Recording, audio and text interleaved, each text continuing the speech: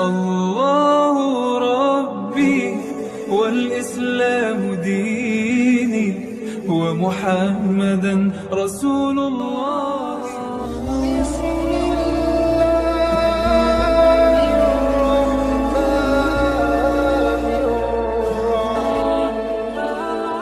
Bismillahirrahmanirrahim. Assalamualaikum warahmatullahi wabarakatuh. Innal hamdalillah nahmaduhu wa nasta'inuhu wa nastaghfiruh wa na'udzu billahi min shururi anfusina was sayyiati a'malina. May yahdihillahu fala mudilla lahu ومن يضلل فلا هادي له أشهد أن لا إله إلا الله وحده لا شريك له وأشهد أن محمدا عبده ورسوله لا نبي بعده اللهم صل وسلم على نبينا وقدوتنا ورسولنا محمد وعلى آله وأصحابه وأنصاره وجنوده ودعاته ومن جاهد في سبيل الله إلى يوم القيامة. وقال عليه الصلاة والسلام كما جاء في مسند أحمد من دخل مسجدنا هذا ليتعلم خيرا أو يعلمه كان كالمجاهد في سبيل الله ومن دخله لغير ذلك kana kan-naziri ila ma laysa lahu wa ba'd. Bapak Ibu sekalian, a'azanallahu ayyakum al-mu'takifin wal mu'takifat. Alhamdulillah, pada malam hari ini, malam yang ke-29 yang oleh sebagian ulama dianggap salah satu malam yang juga memiliki peluang datangnya Lailatul Qadar. Para ulama kita memberikan analisa yang berbeda-beda. Imam Ibn Rajab Al-Hambali, beliau mengatakan jika malam Jumat bertepatan dengan malam ganjil, maka kemungkinan besar Lailatul Qadar di malam Jumat tersebut. Dan ini sudah terjadi malam Jumat pekan lalu, yaitu malam ke-25. Adapun Imam Al-Ghazali punya pandangan yang berbeda, bahwa kalau awal Ramadan jatuhnya di hari Selasa, contoh kayak tahun ini, maka Lailatul Qadar di malam ke-27. Udah lewat juga. Sementara Ibnu Abbas dalam riwayat Imam Bukhari, beliau mengatakan iltamisu fi arba'i wa ishrin, carilah Lailatul Qadar di malam ke-24. Biasanya kan orang mikirnya malam ganjil.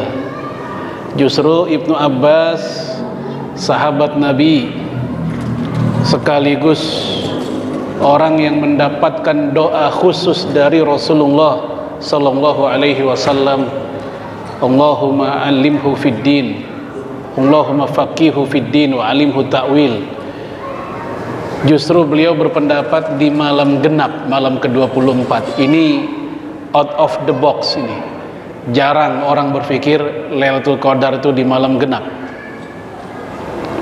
Sementara Imam Ibnu Hajar dalam Fathul Bari, beliau mengatakan qad ikhtalafal ulama fi Lailatul Qadri ikhtilafan katsira. Para ulama kita berbeda pandangan tentang kapan datangnya Lailatul Qadar dengan perbedaan yang sangat banyak. Jadi bukan hanya yang barusan saya sampaikan. Kata beliau, wa tahassala lana fi dzalik aktsar min 40 qaulan. kami telah menyimpulkan dalam masalah ini lebih dari 40 pendapat. Jadi luar biasa, lebih dari 40 pendapat. Padahal jumlah malam Ramadan cuma 29 atau 30. Tapi pendapat tentang kapan Lailatul Qadar ada lebih dari 40. Itu malam mana lagi? Ini membuktikan dinamisnya fikih Islam. Dan tugas kita sebenarnya tidak perlu repot-repot membenturkan tentang ganjil genapnya. Sebab kalau sekarang kita bilang malam ganjil 29, ini kata Muhammadiyah malam genap sekarang 30 kan. Maka tugas kita adalah seperti yang Rasul katakan dalam hadis Sahih Muslim, falyataharroha, berburulah. Dengan gimana caranya? Cukup dengan melakukan ketaatan setiap malam Ramadan, pasti dia dapat Lailatul Qadar. Sejak awal Ramadan dia sudah melakukan beragam ketaatan, terus sampai akhir Ramadan, masa barang satu nggak ada yang kena. Ini teorinya matematika peluang. Baik, ini mukadimahnya. Kemudian jamaah sekalian, a'azzanallahu wa iyyakum jami'an. Tema kita tentang bagaimana adab kita kepada Rasulullah sallallahu alaihi wasallam. Adabuna nahwa Rasulillah alaihi salatu wassalam. Ini saya akan ambil dari sebuah artikel yang sempat saya susun tahun 2020. Tapi saya mohon maaf, artikel ini masih berbahasa Arab, belum sempat diterjemahkan. Yu'minul muslim anna hidayatal Islam hiya a'zam min hatillahi allati a'taha Allah li'ibadih. Apa artinya? Seorang muslim meyakini bahwa keislaman dirinya itu merupakan karunia Allah yang terbesar. Istri yang solehah, karunia. Suami yang soleh, karunia. Anak yang soleh, yang lucu, yang sehat, yang pinter, yang taat, karunia. Tetangga yang baik-baik, karunia. Kita ditemukan dengan kawan-kawan yang soleh juga, karunia. Tapi dari semua karunia itu, yang tertinggi, yang termahal adalah keislaman kita. Karena itulah nanti yang menjadi tiket bagaimana masa depan kita, surga atau neraka, keislaman kita. Kullu nafsim bima kasabat rahina. Setiap jiwa bertanggung jawab atas perbuatan dirinya masing-masing. Walaupun istrinya soleh, bukankah ada istri yang solehah tapi suaminya adalah Fir'aun, Asiyah? Walaupun suaminya soleh, bukankah ada yang istrinya semodel? Siapa misalnya? Istrinya Nabi Lut atau istrinya Nabi Nuh. Walaupun ayahnya soleh, bukankah juga ada anaknya modelnya kayak Kan'an? Apa artinya di situ? Di tengah orang-orang terbaik yang mereka merupakan karunia, tapi ternyata belum tentu menyelamatkan mereka. Yang menyelamatkan adalah bagaimana keislaman tauhidnya mereka. Maka bagi seorang muslim, nikmat terbesar dia adalah keislamannya, bukan yang lain.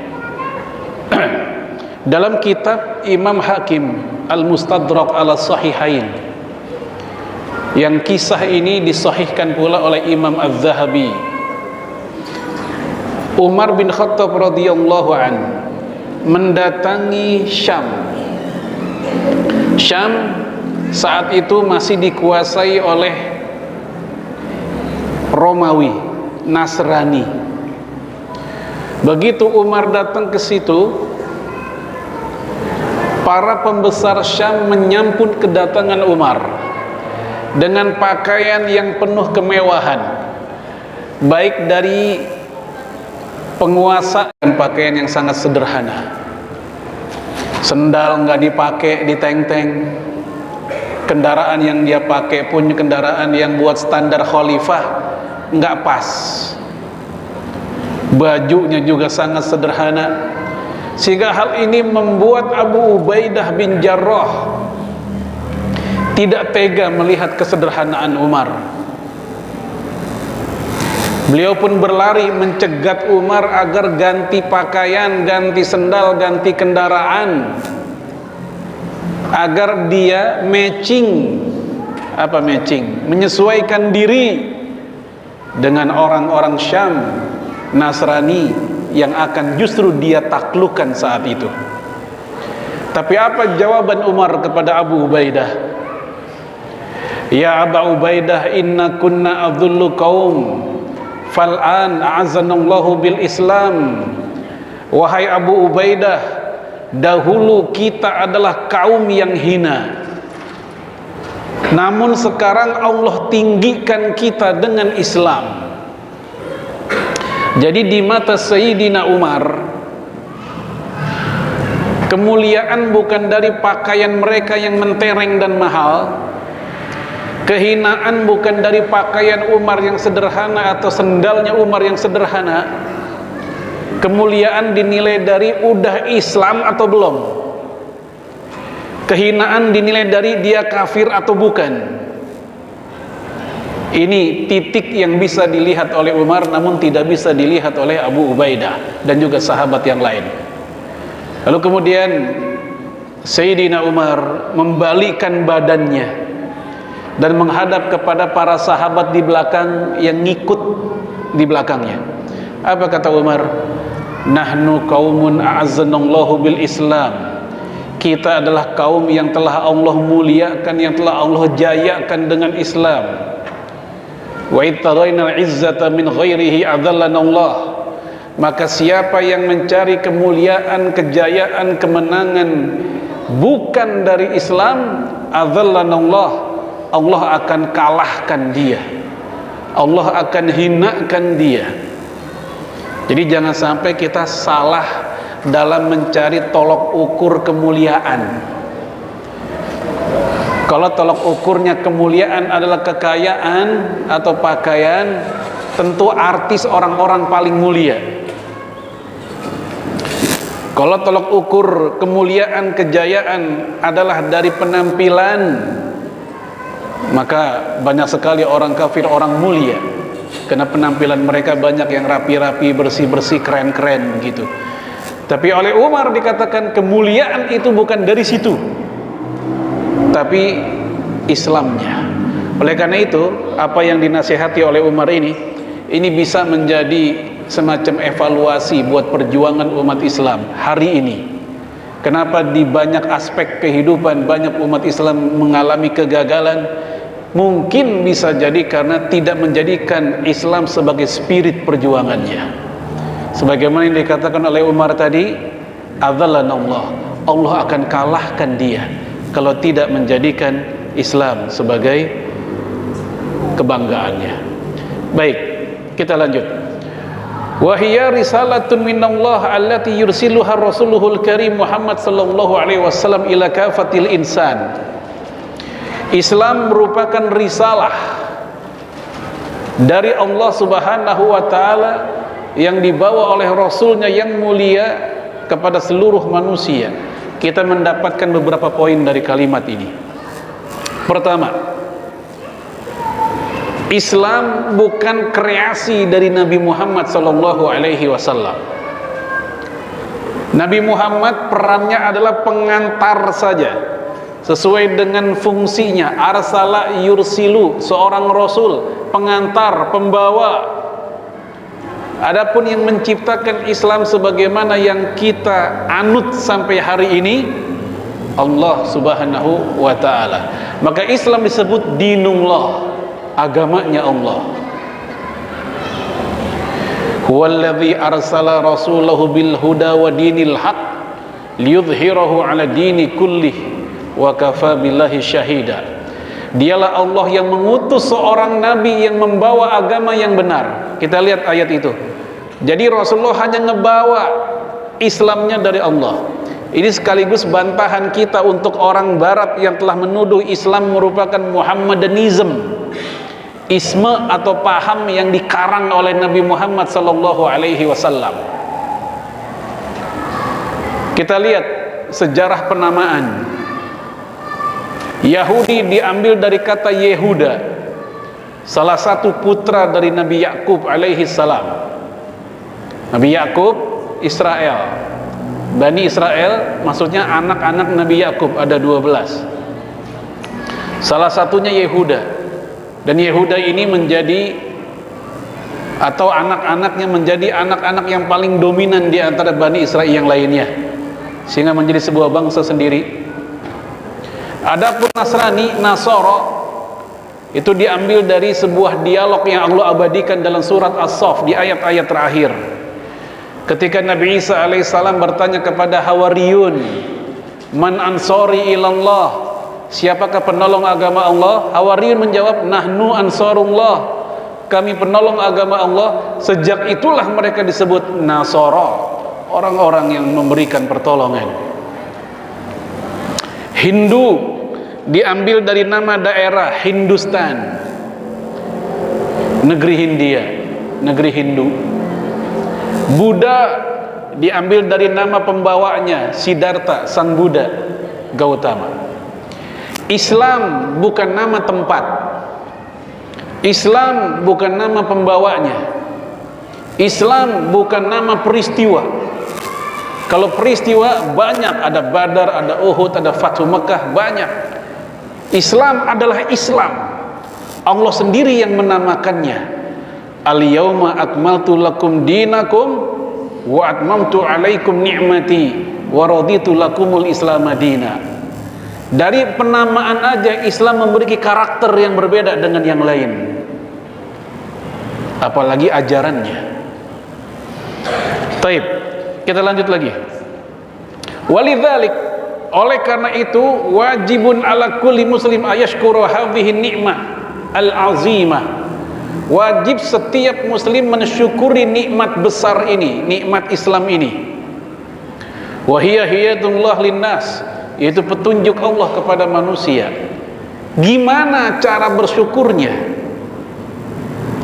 Imam Al-Ghazali rahimahullah dalam Ihya Ulumuddinnya, khususnya dalam bab tentang syukur, beliau menceritakan tentang metode bersyukur. Yang pertama, ini syukur yang dianggap paling rendah, asyukru bil lisan, bersyukur dengan lisan, dengan mulut. Kapan?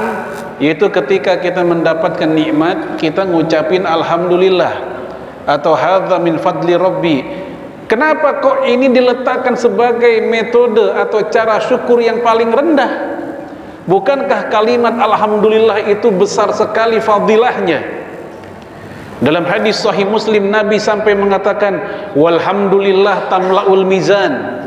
Ngucapin alhamdulillah itu bisa membuat luber timbangan kita. Tapi kenapa kok oleh Imam Al-Ghazali diletakkan bersyukur dengan ngucapin alhamdulillah itu masih ekspresi syukur yang paling bawah? Karena Bapak Ibu sekalian, ngucapin alhamdulillah itu bisa dilakukan oleh orang soleh dan orang jahat juga. Orang soleh dapat nikmat, alhamdulillah. Orang jahat pun mendapat nikmat, sama alhamdulillah juga. Nah, di sisi itu belum ada perbedaan yang jauh, maka diletakkan yang paling awal. Coba lihat, ada orang maling motor, diamuk oleh massa, dikejar oleh massa, dan dia berhasil menyelamatkan diri. Apa yang dia ucapkan? Alhamdulillah. Habis nyolong motor, alhamdulillah. Koruptor, betul dia korupsi, cuman gara-gara duitnya banyak main belakang sama hakim. Akhirnya oleh hakim diputuskan bebas tanpa syarat, ketok palu, bebas tanpa syarat. Apa yang dilakukan koruptor ini? Ya, sujud syukur dan ngucapin alhamdulillah, bebas juga gua. Oleh karena itu, sekedar ngucapin alhamdulillah ini bisa dilakukan oleh siapapun, ya, sehingga oleh Al-Ghazali diletakkan yang pertama. Yang kedua lebih tinggi dikit. Nomor 2, asyukru bil qalb, bersyukur dengan hati. Gimana maksudnya? Qanaah, puas. Puas gimana? Kita puas dengan keislaman kita. Kita nggak butuh ideologi yang lain dan ajaran yang lain. Kita puas dengan Al-Quran yang kita baca tiap hari, yang kita jadikan pedoman hidup kita. Kita nggak butuh kitab-kitab suci yang lain. Tanda petik kitab suci. Kita puas dengan hari raya kita yang sudah demikian banyak. Kita nggak butuh yang lainnya. Qanaah. Dan kata Imam Syafi'i rahimahullah, idza kunta dzi qalban qanu fa anta wa malikud dunya sawa. Jika kalian punya hati yang puas, maka posisi kalian dengan para raja adalah sama. Orang kalau hatinya udah qanaah, khususnya qanaah dengan kekayaan, maka posisi dia dengan para raja sama. Raja puas dengan kepemilikannya, kita puas dengan apa yang kita miliki. Kita puas, sama-sama puas intinya. Maka sama dengan para raja. Ini kata Imam Syafi'i. Oleh karenanya Bapak Ibu sekalian, a'azzanallah wa iyyakum, saya ambil contoh kayak hari raya. Gimana nggak puas kita punya hari raya pekanan, hari Jumat. Kalau di total setahun 52 kali Jumat. Jadi kita lebaran tuh banyak banget sebenarnya. Selama ini orang nyangka hari raya Islam cuma 2, Idul Fitri, Idul Adha. Ini keliru. Kenapa? Karena hari raya kita kalau kita kumpulkan dalam hadis-hadis Nabi yang sahih itu banyak. Pertama hari Jumat. Dalam hadis Imam Nasa'i, Nabi mengatakan, inna yaumal jum'ati a'zam indallah minal fitri wal adha. Hari Jumat itu di sisi Allah lebih agung dibanding Idul Fitri dan Idul Adha. Kenapa? Kok orang Islam kayaknya biasa aja sama hari Jumat? Karena ketemunya udah tiap pekan. Jadi rasa-rasanya biasa. Padahal tegas Nabi katakan hari Jumat lebih utama dibanding 2 hari raya biasa kita. Kenapa? Karena terjadi di hari Jumat 5 hal, 5 peristiwa yang tidak terjadi di hari-hari yang lain. Apa 5 hal itu? Yang pertama, itulah hari di mana Allah menciptakan Nabi Adam alaihi salam, hari Jumat. Yang kedua, itulah hari di mana Allah menurunkan Nabi Adam di muka bumi, hari Jumat.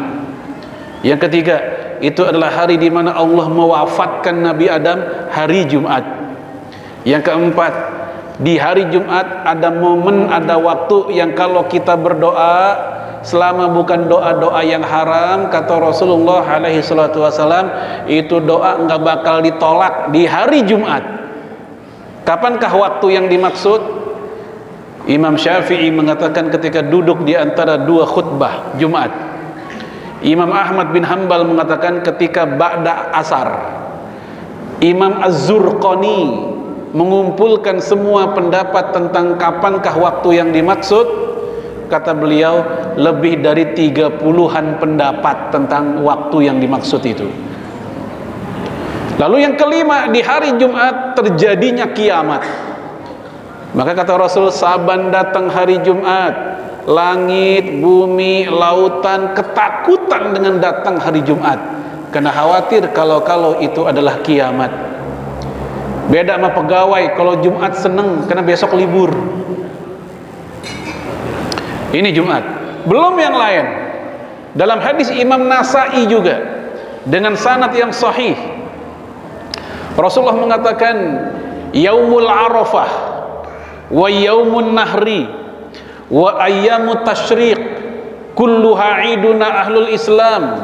Hari Arafah 9 Zulhijjah, wa yaumun nahri hari penyembelihan 10 Zulhijjah, wa ayyamut tasyrik hari-hari tasyrik 3 hari 11 sampai 13. Jadi total 5 hari nih.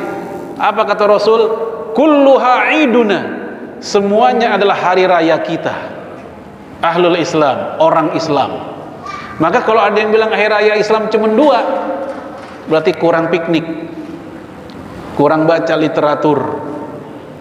Ya, Rasul katakan kullu aidun, ini semua hari raya kita. Yaumu aklin wa syurbin wa dzikri lillah. Hari makan, hari minum dan hari berzikir kepada Allah. Jadi hari raya itu nggak boleh puasa. maka disebut hari makan, hari minum, dan hari berzikir. Walaupun senang hari raya, tetap koridor zikir jangan dihilangin. Baik jamaah sekalian, gimana nggak puas kita dengan hari raya yang begitu banyak, sehingga kita nggak butuh tuh yang namanya Natalan, apa tuh, Thanksgivingan, Valentinean dan seterusnya, atau yang lainnya. Baik, wa syukru ala ni'amillah min hisalil mu'minis shadiq. Bersyukur atas nikmat Allah merupakan karakter mukmin yang jujur keimanannya. Wa kaifa mauqiful muslimin hadhihi ni'mah. Lalu bagaimana sikap seorang muslim terhadap nikmat keislamannya itu yang telah dibawa oleh Rasulullah alaihi salatu wassalam? Ada beberapa. Yang pertama, al-imanul jazim bi Muhammadin sallallahu alaihi wasallam wal yakin bila syak annahu khatimul anbiya wal mursalin wala nabiyya wala rasula ba'dah, yaitu keimanan yang mendalam bahwa Nabi Muhammad sallallahu alaihi wasallam sebagai nabi dan rasul yang terakhir. Ini sikap yang pertama, adab yang pertama kepada Nabi Muhammad sallallahu alaihi wasallam, meyakini sebagai nabi dan rasul yang terakhir. Wa hadhil aqidah muwafaqatun liqaulillahi ta'ala. Akidah ini sejalan dengan firman Allah Subhanahu wa taala, "Maka Muhammadun aba." Nabi Muhammad itu bukanlah seorang ayah ahadim mirijalikum, seorang ayah dari laki-laki di antara kalian. Maksudnya apa ini ayat? Sebelum saya lanjut, ini ayat lagi membicarakan tentang Zaid bin Harithah. Rasulullah punya anak angkat Zaid bin Harithah. Saking cintanya Rasul dengan Zaid bin Harithah, saking dekatnya, itu saat itu kaum muslimin memanggil Zaid dengan panggilan Zaid bin Muhammad, padahal anak angkat, tapi oleh sahabat dipanggil Zaid bin Muhammad. Turun ayat ini mengoreksi hal itu. Nabi Muhammad bukan ayahnya Zaid. Zaid tetap anak angkat. Anak angkat statusnya tetap anak angkat. Secinta apapun orang tua angkatnya, maka nggak pernah berubah jadi anak kandung. Di ayat yang lain dikatakan ud'uhum li abaihim huwa aqsitu indallah. Panggillah anak-anak angkat kalian dengan nama ayah kandungnya. Misal mohon maaf, di antara bapak ibu punya anak adopsian, anak angkat, diambil dari misalnya non muslim, Chinese, yaitu anak namanya Ahok. Ini misal aja nih, bin Cenglung, ya, Ahok bin Cenglung. Saking cintanya kita sama dia, kita ganti namanya, ya, Ahok bin kita misalnya. Ini nggak boleh. Tetap disandarkan ke nama ayah kandungnya, sebagaimana ayat tadi, ud'uhum li abaihim huwa aqsitu indallah. Panggillah anak-anak itu dengan nama ayah kandungnya. Yang demikian itu lebih adil di sisi Allah. Kenapa? Kenapa ke ayah kandung, nggak ke ibu? Karena ke ibu udah banyak. Hak anak ke ibu udah banyak. Ya, ketaatan, berbuat baik ke ibu. Ya, untuk ayah sekedar penyandaran binnya. Baik. Walakin Rasulullah wa khatimun nabiyyin, tetapi dia adalah utusan Allah dan penutup para nabi. Nah jamaah sekalian, a'azzanallahu wa iyyakum, orang-orang Ahmadiyah, baik yang Qadiani atau Lahore, mereka menganggap ayat ini bukan bermakna penutup para nabi. Ya, khatamun nabiyyin atau khatamul anbiya bagi mereka adalah cincinnya para nabi. Khatam, cincin. Dengan kata lain, bagi mereka Nabi Muhammad alaihi salatu wasallam itu perhiasan para nabi yang lain. Cincin kan perhiasan, bukan bermakna penutup. Inilah bahayanya kalau kita menafsirkan, memahami Al-Quran tidak menggunakan kaidah yang benar. Imam Ibnu Katsir dalam muqaddimah tafsirnya, beliau mengatakan metode tafsir Quran yang terbaik yufassirul Quran bil Quran, menafsirkan Quran dengan sesama ayat Quran juga. Ada satu ayat yang masih umum dijelaskan oleh ayat yang lain. Contohnya apa? Di awal-awal Al-Baqarah udah hafal semua. Alif Lam Mim, dzalikal kitabu la raiba fi hudal lil muttaqin alladzina yu'minuna bil ghaibi wa yuqimuna sholata wa mimma razaqnahum yunfikun. Nah, ini contohnya. Ketika Allah jelaskan inilah Al-Qur'an yang ada keraguan di dalamnya, petunjuk buat orang bertakwa. Siapa orang bertakwa itu? Ada lanjutan penjelasannya. Orang bertakwa adalah orang yang beriman kepada bil ghaib, yang ghaib. Nah, itu namanya satu ayat dijelaskan oleh ayat yang lain. Dan kata Ibnu Katsir, ini metode tafsir tertinggi. Kalau nggak ada, maka masuk cara yang kedua, yufassirul Quran bis sunnah, yaitu menafsirkan Quran dengan sunnah. Contohnya masalah khatamun nabiyyin ini. Khatamun nabiyyin yang kata orang Ahmadiyah itu cincinnya para nabi. Rasulullah sallallahu alaihi wasallam menjelaskan ketika haji wada, wa ma warada anin nabiy sallallahu alaihi wasallam haitsu qal fi hajjatil wada. Rasulullah berkata ketika di haji perpisahan, innahu la nabiyya ba'di wala ummata ba'dikum, sesungguhnya tidak ada lagi nabi setelahku dan tidak ada lagi umat setelah kalian. Jadi umat Islam ini umat terakhir, manusia yang hidupnya beririsan dengan Rasulullah zamannya, ya, itu umat terakhir terus sampai sekarang. Ini umat terakhir, umat Nabi Muhammad alaihi salatu wassalam. Maka ini penjelas bahwa yang dimaksud penutup ya khatamun nabiyyin la nabiyya ba'di, enggak ada lagi nabi setelahku, bukan cincin.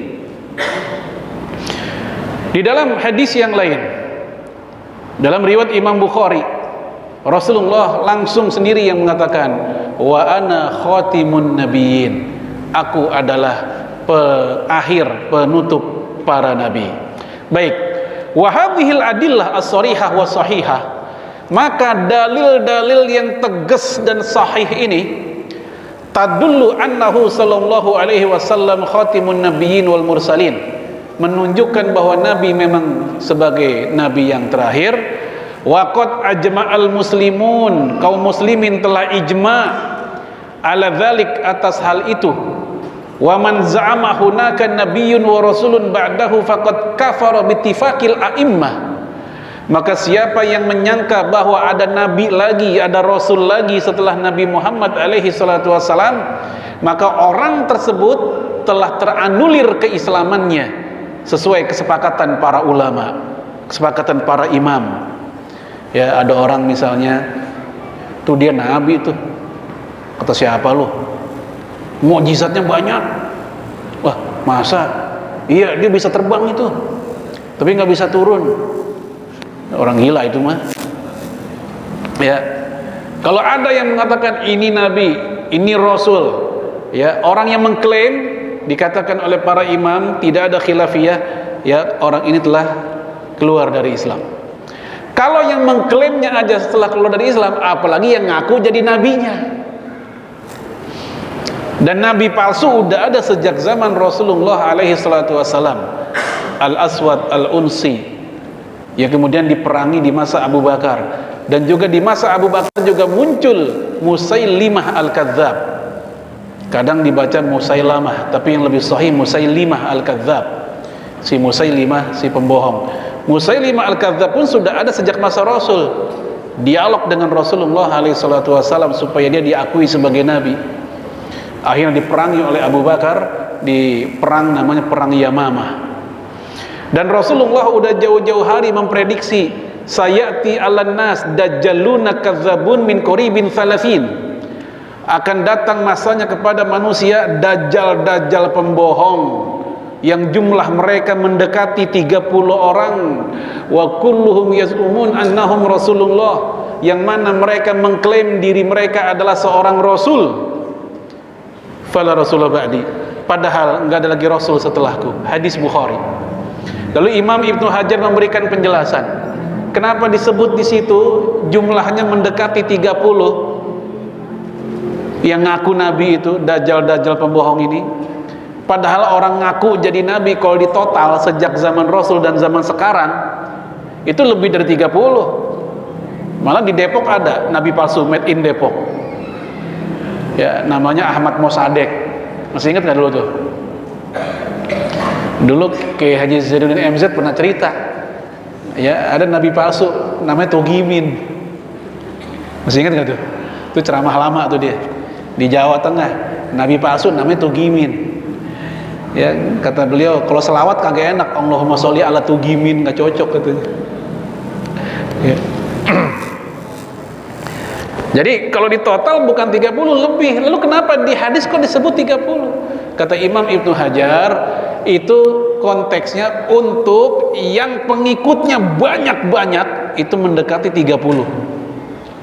Adapun sekedar ngaku nabi yang diikuti oleh sekian segelintir orang itu banyak banget. Ya, yang ngaku nabinya. Baik. Ini yang pertama, adab yang pertama. Adab yang kedua, kita mungkin nggak bahas semua ya di sini, cukup banyak. Tapi saya bahas mungkin barang 2 atau 3 saja. As-salatu ala Nabi sallallahu alaihi wasallam. Ini adab kedua.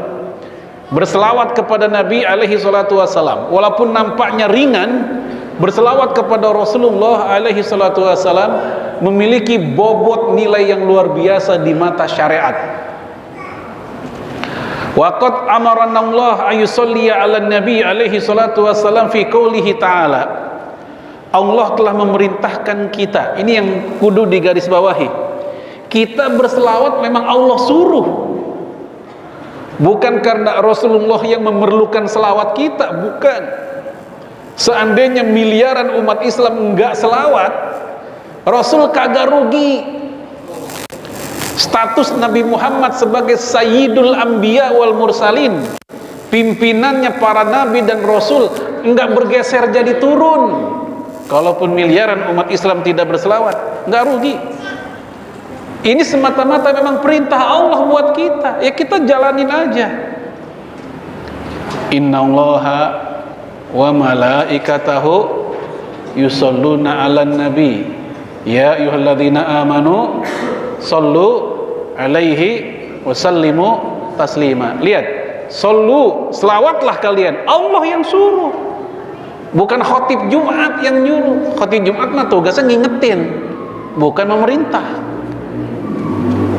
Tugas kita gimana? Sami'na wa ata'na, udah. Tahu atau tidak tahu apa hikmahnya. Untuk urusan yang sifatnya ta'abbudiyah, tahu atau tidak tahu apa hikmahnya, turutin aja udah. Kenapa sih sholat rukunya sekali, sujud 2 kali, biar kompak gitu? Gimana kalau rukunya 2 kali juga? Nah, ini ngadi-ngadi ini. Beda sama urusan dunia.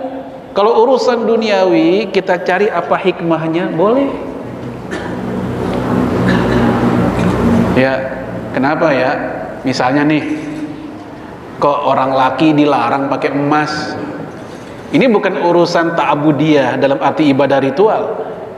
Ya, padahal mah orang laki pengen juga pakai emas kayak perempuan, tapi karena dilarang kita nahan, kagak boleh. Silakan dicari apa hikmahnya. Ya, walaupun ada beberapa laporan di beberapa negeri yang mencoba meneliti, konon kalau laki-laki pakai emas dalam jangka waktu yang lama, maka itu partikel yang ada di emas itu masuk, nyelip ke apa nih namanya nih? Ya, pori-pori kulit kita laki dan kebawa oleh pembuluh darah hingga sampai akhirnya ke otak, ujung-ujungnya Alzheimer. Apa Alzheimer? Pikun. Loh, kenapa perempuan nggak kena pikun? Gara-gara itu perempuan Allah udah bikin mekanisme haid sehingga darahnya kebuang dan seterusnya. Baik jemaah sekalian, kalau masalah ini kita cari apa hikmahnya nggak apa-apa. Ya, tapi kalau untuk masalah Kenapa sholat 5 kali? Kenapa enggak 2 kali gitu? Zaman semakin sibuk, Allah juga nauin kali kayak gini nggak apa-apa. Enggak. Urusan ibadah nurut aja udah. Tahu atau tidak tahu hikmahnya. Baik, kita lanjut. Wa naqalal ulama wal fuqaha al ijma' anna sholata 'ala nabi alaihi salatu wasallam wajibun marratan wahidah fil umri. Para ulama kita mengatakan bahwa telah terjadi ijma' berselawat kepada Nabi yang wajib itu adalah cuman sekali doang seumur hidup. Itu yang wajib. Jadi kalau kita udah selawat kepada Nabi, contoh ketika sholat barusan, entah tarawih, entah sholat isya'nya, di tasyahud akhir kita berselawat sama Rasul, itu udah mengcover kewajiban seumur hidup. Sepakat seluruh ulama yang wajib berselawat kepada Nabi sekali seumur hidup. Wa amma ma'ada dzalik fahiya sunnah. Adapun di luar yang sekali itu adalah sunnah. Qala Al-Qurtubi fi tafsirihi. Imam Al-Qurtubi berkata dalam tafsirnya, la khilafa fi anna salata alaihi fardun fil umri marratan. Tidak ada khilafah, tidak ada khilafiyah, tidak ada perbedaan pendapat para ulama bahwasanya yang wajib berselawat kepada Nabi itu adalah sekali doang yang seumur hidup itu. Taib, jamaah sekalian, azanullah wa iyyakum. Wa inda Syafi'i, namun menurut Imam Syafi'i, anna salata 'ala nabi alaihi salatu wasalam wajibun fit tasyahudil akhir min kulli shalah. Menurut Imam Syafi'i ada selawat yang juga wajib selain yang sekali tadi. Kapan? Ketika duduk tasyahud akhir. Dari fikih 4 mazhab, 3 mazhab mengatakan berselawat kepada Nabi di duduk tasyahud akhir itu sunnah. 3 mazhab, Hanafi, Maliki, Hambali. Sementara Syafi'i mengatakan berselawat kepada Nabi di tasyahud akhir itu kewajiban, bahkan rukun. Nah, ini perbedaan dengan yang lainnya. Bahkan Imam Ibnu Qayyim dalam kitab Jala'ul Afham, beliau mengomentari hanya Imam Syafi'i yang mengatakan selawat kepada Nabi adalah wajib di tasyahud akhir, sementara yang lain mengatakan tidak, itu sunnah. Kemudian kita mau tahu apa sih benefit yang kita peroleh kalau kita berselawat. Itu bahasa kerennya, ya, bahasa pondokannya, apa fadilahnya. Yang pertama, di akhirat nanti Rasulullah Sallallahu Alaihi Wasallam duduknya di akhirat paling dekat sama orang yang banyak selawat. Dalam hadis Imam Tirmidzi, Imam Abu Daud dan yang lainnya dengan sanad yang hasan, kata Rasulullah Alaihi Salatu Wasallam bahwasanya inna awalan nas bi yaumal qiyamati aktsaruhum alayya salatan. Manusia yang duduknya paling dekat bersamaku pada hari kiamat nanti adalah yang paling banyak ngucapin selawat kepadaku. Jadi Bapak Ibu, kita sedang berkompetisi sebenarnya. Siapa di antara kita yang paling pantas meraih piala berdekatan bersama Rasul alaihi salatu wassalam? Gimana caranya? Banyak-banyak selawat. Baik di waktu-waktu mutlak. Apa waktu mutlak? Waktu tak terikat, terserah kapan kek. Lagi naik motor, lagi naik mobil, lagi bebenah, lagi masak, ya, lagi ngebutin kasur, lagi beresin kamar, wah macam-macam dah kita bisa berselawat. Lagi gendong anak. Atau waktu-waktu muqayyad. Apa muqayyad? Waktu terikat. Kapan misalnya? Ketika khutbah, ketika membuka acara, ketika menutup acara, atau ketika mengawali doa. Ya, itu namanya muqayyad, terikat, ada sesuatunya, ya, ada momennya.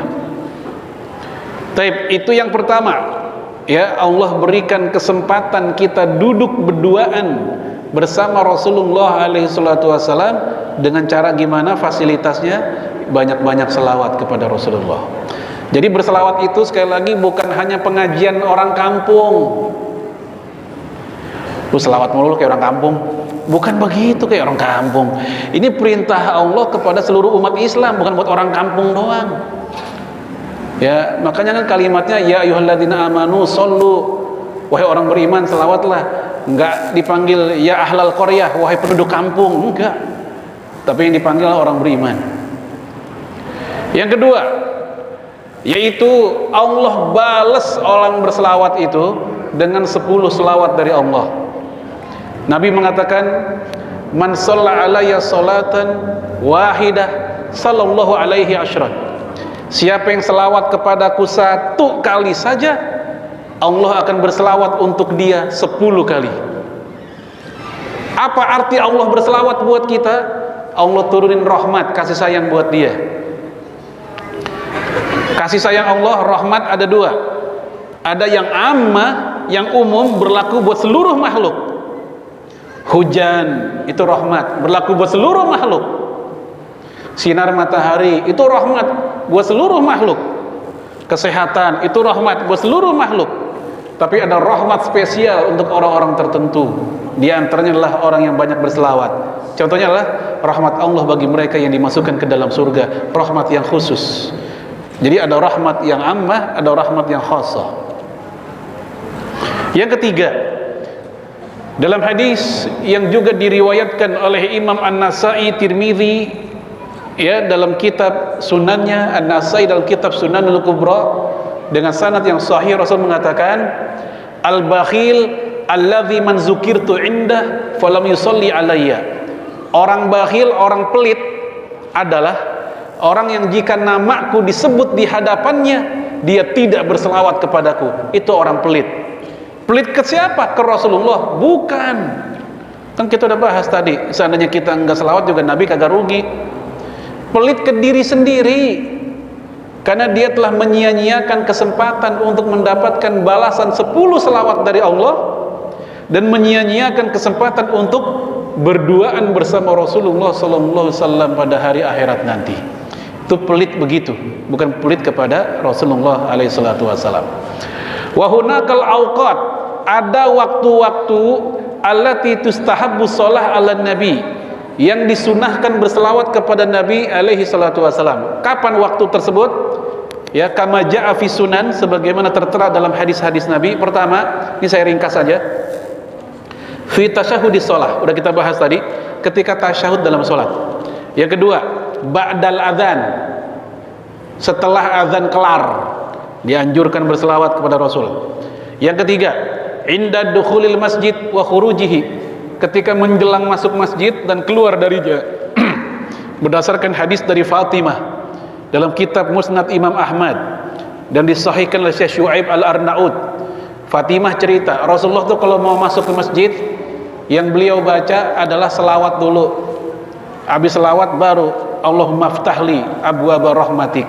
Begitu menjelang keluar juga begitu, beliau selawat dulu. Setelah itu baru Allahumma inni as'aluka min fadlik. Nah, kebanyakan kita kalau masuk masjid cuman doanya doang, selawatnya enggak. Ya boleh-boleh aja sebenarnya, cuman supaya lebih lengkap lagi kita ingat-ingat selawat juga.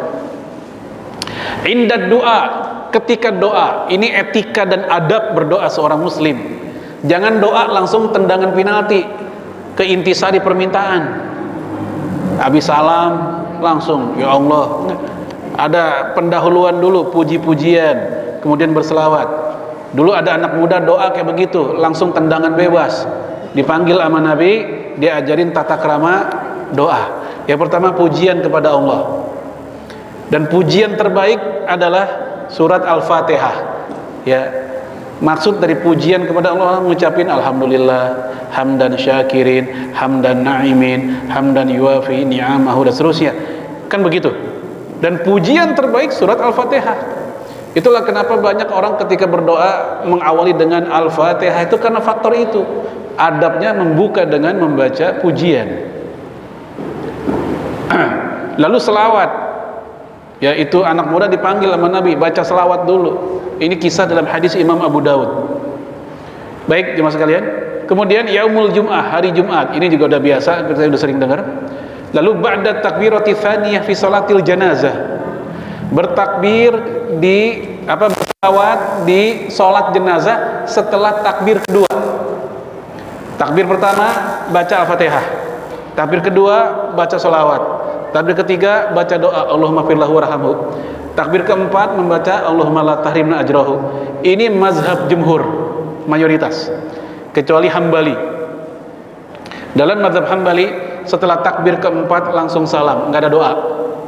Maka jangan kaget kalau kita lagi umroh atau haji, ya, para imam-imam di Arab Saudi kalau lagi sholat jenazah, ini buat bapak ibu yang pernah umroh pasti ngerasain, saban sholat 5 waktu pasti sholat jenazah mereka, ya, as-sholatu alal amwat, ngingetin tuh, wow, ada orang meninggal, sholatin nih.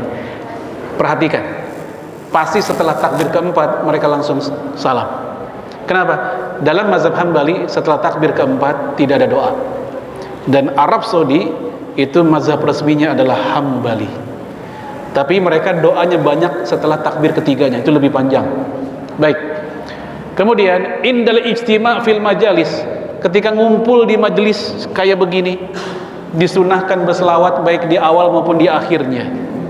Bahkan ada sebuah sunnah yang saat ini boleh kita katakan sunnah mahjurah, yaitu sunnah yang banyak orang lupakan. Apa? Membaca surat Al-Asr ketika di akhir majelis. Waktu kita kecil dulu kalau ngaji pasti baca surat Al-Asr biasanya, ya kan? Beresin peci, beresin kain sarung, wal asri innal insana lafi khusr, kan gitu kan, bocah tuh. Ternyata itu ada sunnahnya. Dalam kitab Syu'abul Iman Al-Baihaqi, ya, Mu'jam Al-Kabir Imam At-Tabrani, dan disahihkan oleh Syekh Al-Albani, bahwa kaum salaf, para sahabat, mereka tidak akan berpisah dari majelisnya sebelum membaca surat Al-Asr. Itu. Kemudian inda dzikri ismih alaihi salatu wassalam, ketika disebut nama Rasul, itu pun juga dianjurkan berselawat. Sudah kita bahas barusan. Mohon maaf jamaah sekalian, nampaknya kalau saya bahas semua terlalu malam. Ini kita baru bahas 2 poin tentang adab seorang muslim kepada nabinya alaihi salatu wassalam. Poin-poin lain cukup saya sebut pointernya aja. Pertama, apa yang ketiga ya, ihya'us sunnah, menghidupkan sunnah, itu adab yang ketiga.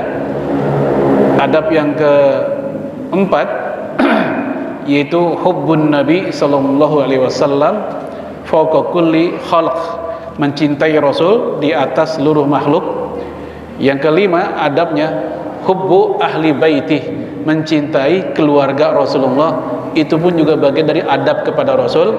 Yang keenam hubbu as-sahabah, mencintai para sahabatnya, itu pun juga bagian dari adab kepada Rasulullah alaihi salatu wassalam. Baik, itu dulu Bapak Ibu sekalian. Barangkali ada dialog atau diskusi, kalau emang ada silahkan. Hadanallahu wa iyyakum ajma'in, wallahul muwaffiq ila aqwamit thoriq. Assalamualaikum warahmatullahi wabarakatuh. Jazakallahu khairan. Iya, kalau dalam konteks Al-Qur'an, ya, Al-Qur'an hanya memberikan clue-nya saja. Ya, salamun hiya hatta matla'il fajr, malam itu penuh kedamaian, yang mana kedamaian itu sampai terbitnya fajar. Ini kan pengalaman spiritual ya. Oleh karena itu tadi sudah saya sebut dari Imam Ibnu Hajar, beliau mengatakan waqad tahassala lana fi dzalik aktsar fi min 40 qaulan, kami telah mengumpulkan semua pendapat tentang kapan datangnya Lailatul Qadar, itu lebih dari 40 pendapat gitu. Maka akhirnya tugas kita tanpa harus pusing memikirkan jadi yang mana nih Lailatul Qadar ini kan gitu kan. Tugas kita adalah udah ibadah aja tiap malam dah. Ya, di malam seluruh Ramadan insya Allah pasti dia akan dapat Lailatul Qadar. Lalu apa sih cirinya orang dapat Lailatul Qadar itu? Syekh Yusuf Qaradawi ketika beliau ditanya di salah satu acara televisi, beliau menjawab husnul hal ba'dah, akhlak, perilaku, sikap, kehidupan dan seterusnya orang tersebut semakin baik setelah Ramadan. Itu tanda bahwa dia mengalami Lailatul Qadar. Kalau ada orang yang habis Ramadan perilakunya malah stagnan bahkan lebih buruk, ya kita khawatir saat Lailatul Qadar dia lagi nggak ngapa-ngapain gitu. Jadi ciri berhasilnya Ramadan seseorang adalah pasca Ramadan dia semakin baik dibanding sebelumnya. Bukan dibanding Ramadannya ya, dibanding sebelum Ramadannya. Kalau dibanding Ramadan, tetap Ramadan nggak tergantikan. Semangat orang Ramadan beda dengan di luar Ramadan. Allah miswak. Di pepatah Arab itu ada pepatah berbunyi, bul zamzam tu'raf, kencingilah sumur Zamzam, niscaya engkau akan terkenal. Artinya apa? Bikin yang aneh-aneh biar terkenal. Ya. Jadi dengan alasan kenapa lebaran duluan, saya udah telepon sama Allah. Ya Allah, tanggung ya, nggak video call gitu, apa WA-an dulu gitu. Nah yang kayak gini kan jelas ngada-ngada ya. Dan saya yakin awamul muslim, orang awam yang muslim pun juga tahu ini mah kagak bener gitu. Ya oleh karena itu harusnya kan MUI atau Kemenak bertindak atau gimana. Tapi yang saya lihat di komen-komen apa gitu di Kemenak malah dikatakan mereka punya metode yang berbeda. Kok kayaknya malah diberikan ruang, dianggap sebuah metode yang ilmiah. Ya metode ilmiah ya kalau nggak hisab, ru'yat udah gitu aja. Ya kalau yang di di Goa ya, yang Sulawesi itu, dia metodenya menggunakan pasang surut laut. Ya itu masih make sense juga. Ya tapi itu tidak sesuai dengan sunnah atau literatur kaum salaf. Hisab udah ada sejak zaman abad ketiga Hijriyah, penggunaan hisab di zaman Imam Ibnu Surayj Asy-Syafi'i yang dijuluki Syafi'i kecil. Jadi bukan hanya Muhammadiyah yang menggunakan hisab, tapi sejak zaman Imam Ibnu Surayj Asy-Syafi'i. Walaupun memang itu masih kontroversi di masa lalu hingga masa kini sebenarnya. Ya, tapi yang jelas cara kayak tadi ini jelas ya di ujung manapun negeri Islam ya tidak akan merekomendasikan cara seperti itu. Wallahu a'lam. Ya, bahwa ada beberapa riwayat atau hadis Nabi sallallahu alaihi wasallam yang menceritakan tentang suasana pagi hari setelah malamnya Lailatul Qadar, yang mana matahari tidak panas seperti biasanya, angin tidak bertiup dengan kecepatan yang tinggi, ya hawanya adem begitu. Namun tetap para ulama memang tidak berpatok pada hadis itu saja, ya, karena di riwayat yang lain juga diceritakan bahwa Lailatul Qadar itu paginya turun hujan. Jadi hujan itu bukan penganulir datangnya Lailatul Qadar. Sebab sangat mungkin di sebuah negeri Ramadannya bertepatan dengan musim hujan. Kalau dianggap misalnya malam-malam nih hujan gede gitu, orang udah ngitung, ya hujan bukan Lailatul Qadar nih, salah kayak gitu. Emang lagi musim hujan gitu. Jadi emang wajar kalau akhirnya kata Imam Ibnu Hajar, beragam sekali pandangan para ulama hingga sampai lebih dari 40 pendapat itu gitu. Ya bagi saya ini analisa-analisa yang menyehatkan, bagus ya, dan jangan dibatasi ketika orang menganalisa. Yang penting adalah tadi sudah saya sebut apa yang kita lakukan. Dan satu hal jangan lupa, i'tikaf itu bukan syarat mendapatkan Lailatul Qadar.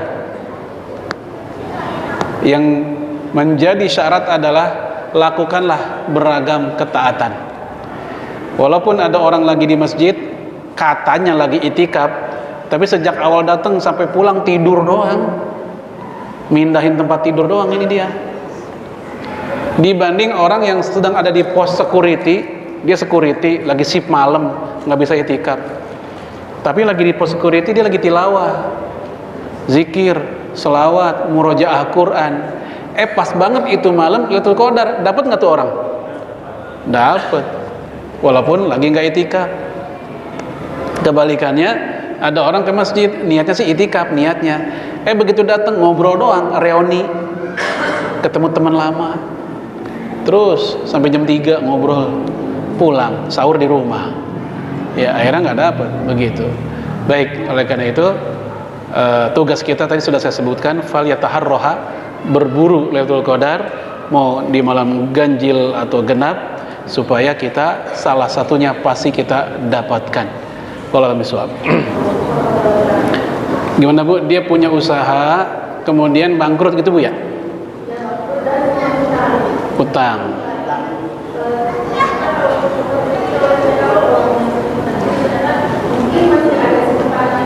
Iya.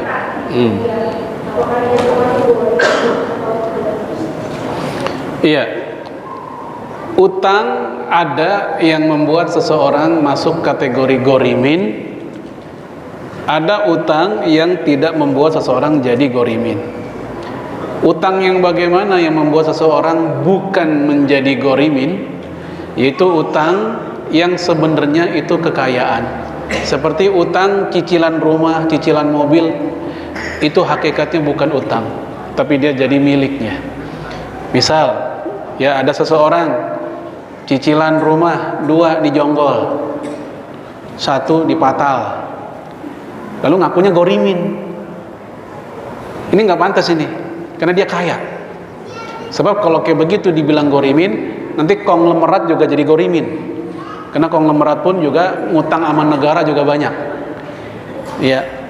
Adapun utang yang menjadi gorimin adalah utang bukan untuk kekayaan, tapi emang memenuhi kebutuhan dan kewajiban.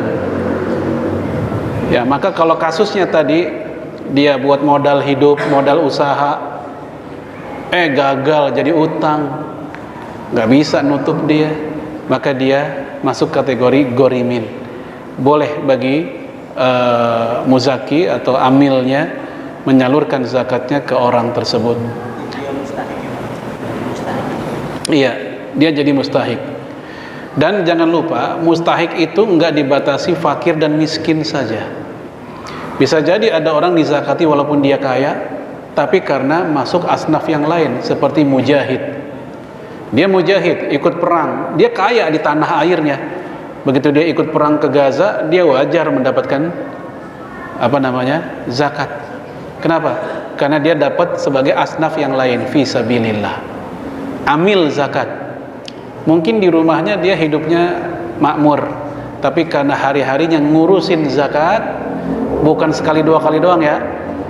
Kalau sekali 2 kali itu bukan amil zakat, itu panitia zakat namanya. Dan dia pun menjadi amil zakat ditunjuk oleh negara. Maka walaupun sehari-hari dia hidupnya berkecukupan, dia boleh dizakati bukan karena dia orang susah, karena dia amil. Maka sama kayak tadi, walaupun dia sebenarnya nggak kelihatan miskinnya nih orang, tapi utangnya ternyata di mana-mana. Bukan utang untuk kekayaan tadi, untuk sekedar menutupi hidup dia. Yang kayak gini boleh untuk dizakati. Wallahu a'lam.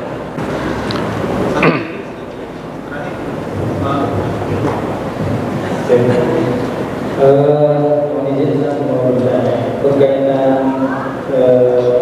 tadi yang disampaikan bahwa bersalawatnya kita sebagai umatnya Nabi Muhammad SAW adalah perintahnya Allah. Cuma buat sebagian orang dan sebagian yang lain, salawat itu seperti menjadi di atas segala-galanya. Bahkan fenomena di Indonesia, fenomena di Indonesia itu yang namanya majelis salawat itu sangat luar biasa, dan itu digandrungi kaum muda, terutama anak muda. Dan untuk mereka yang sehingga terbelah menjadi 2 kubu ekstrim full salawat, kajiannya, isinya dengan segala macam syair. Kubu yang lain mengatakan itu bid'ah, bahkan jatuh kepada sebuah bentuk pengharaman dengan segala macam bentuk salawat. Bahwa salawat yang dicontohkan dan diberikan Allah itu Allahumma sholli ala Muhammad wa ala ali Muhammad. Selesai dari situ. Tapi di sisi yang lain kita banyak menemui banyak sekali versi-versi salawat, versi-versi salawat dan di saya pernah termasuk orang yang secara pribadi tidak terlalu tidak condong kepada keduanya, coba mengambil jalan tengah. Saya ikut kajian-kajian dan selawat, tapi saya coba cari itu maknanya apa. Yang ditanyakan adalah sesungguhnya ada nggak batasan dari para ulama atau ada nas yang menjelaskan tentang salawat itu sendiri, batasan salawat kita kepada Rasulullah sebagai bentuk cinta kita kepada Rasulullah itu seperti apa. Bahkan ada ulama yang mengatakan salawat-salawat yang beredar di masyarakat kita, misalnya Tibil dan lainnya itu jatuhnya sudah sampai kepada merusak akidah, karena meletakkan Rasulullah di atas yang Allah Subhanahu wa taala dalam syai'un ini. Nah, pertanyaannya itu kita bagaimana menyikapinya, dan adakah batasan dalam salawat kepada Rasulullah SAW? Itu aja. Iya, jazakallahu khairan. Perlu kita posisikan selawat itu bagian dari zikir dan doa. As-salawat artinya doa-doa. Dalam hal ini kita mendoakan Rasulullah yang manfaatnya balik ke kita lagi. Yang namanya salawat sebagaimana doa dan zikir itu ada dua macam. Ada yang ma'thur, ada yang ghairu ma'thur. Apa yang ma'thur? Yaitu salawat atau doa dan zikir yang ada dasarnya dalam Quran dan Sunnah. Ini yang terbaik. Semua ulama sepakat itu.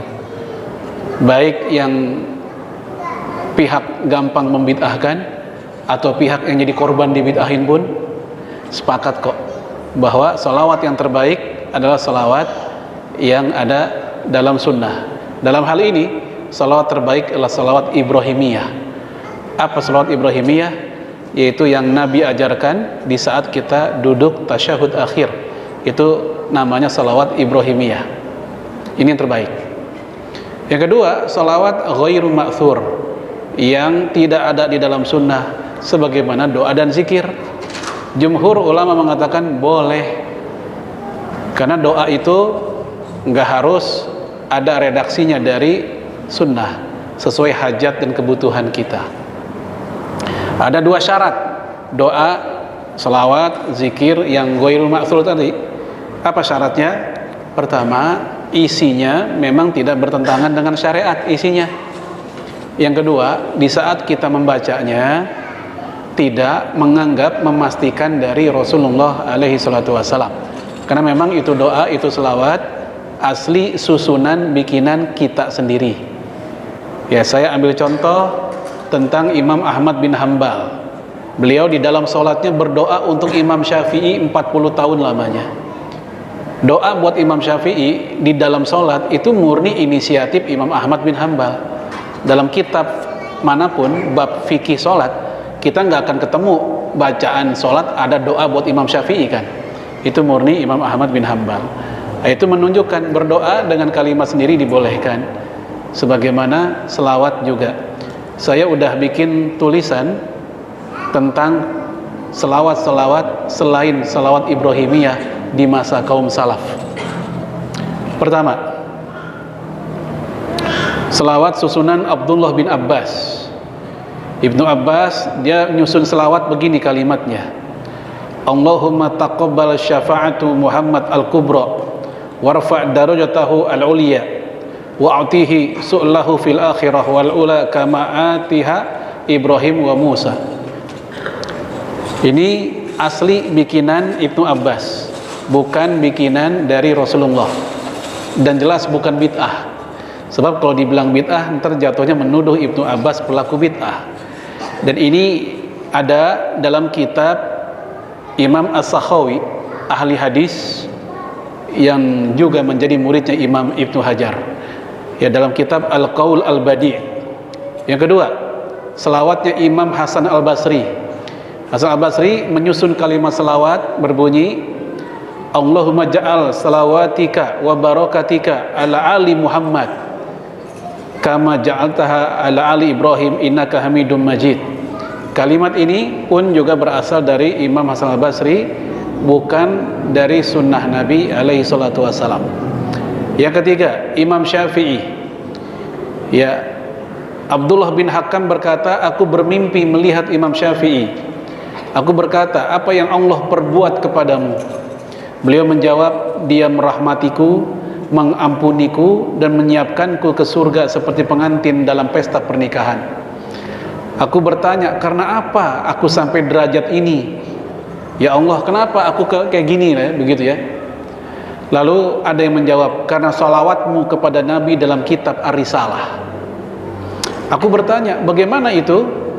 Dia menjawab, ini dia, dicek dalam kitab Ar-Risalah Imam Syafi'i bikin selawat berbunyi sallallahu ala Muhammad adada ma dzakarahu adz-dzakirun wa adada ma ghafala an dzikrihi al-ghafilun. Lalu Abdullah bin Hakim berkata, ya Abdullah bin Hakam, pagi harinya aku lihat kitab Ar-Risalah dan ternyata selawat itu memang benar-benar ada dalam kitab Ar-Risalah. Ini bikinan, susunan redaksinya Imam Syafi'i. Walhasil, menyusun selawat dengan kalimat sendiri itu boleh, bukan harus dari Rasul. Ini semata-mata boleh ya, bukan afdol. Kalau afdol kembali yang pertama tadi, selawat Ibrahimiyah.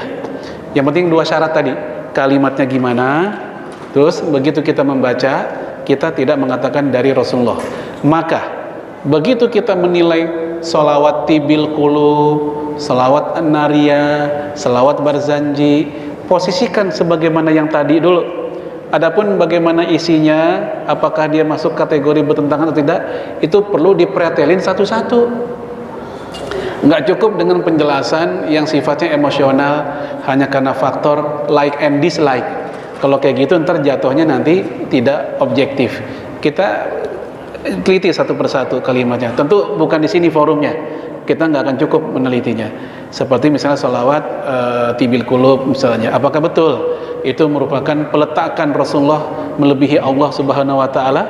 Ataukah itu hanyalah cita rasa bahasa yang orang awam tidak faham bahwa memang itu cita rasa bahasa dari bahasa puisi atau apa dan seterusnya. Baik, itu dulu sebagai mukadimah masalah itu. Wallahu a'lam bishawab ya.